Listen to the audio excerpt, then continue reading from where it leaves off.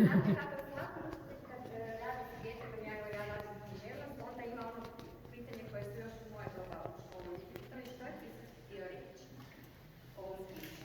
I onda se brzo je pisac jedini u biti zna što je htio reći sa svojim pričama i joj zašto to pitati, pa sad kad sam već tu, evo ja ću reći što htio reći. Svaka od ovih priča osam je priča. Znači, nakon priče je taj mali povijesni zapis, onda je prekrasna fotografija, jedna bojanka za djecu. Svaka od ovih priča bavi se različitim uzrastom. Ja kad sam te priče sanjala, ja sam ih uvijek vidjela pričane, ne da dijete uzme knjigu samo pa čita, pa mora zapisati koliko je stranica pročitalo taj dan jer mora napisati još knjigu. Apsolutno ne. Čitati se ne smije mora.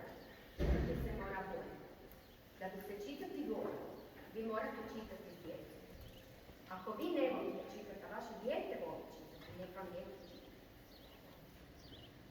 Ove priče su napisane, jedna se dešava tineđerici, jedna se dešava srednjoškolci, jedna se dešava vrtićkoj djevojčici, jedna se dešava dječaku koji je počeo u školu, jedna se dešava jednom djedu, jedna jednom roditelju. Znači različiti